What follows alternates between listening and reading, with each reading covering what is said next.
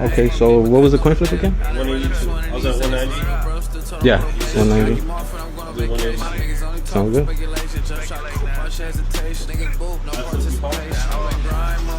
you want it?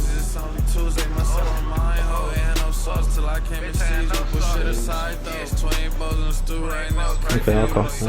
Yeah. Sure, what's that? So, heads.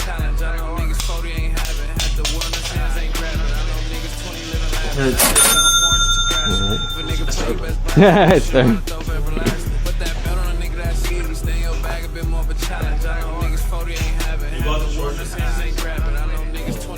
Yeah, both of them actually. Yeah, both shorts. Indian boys, Santa Monica.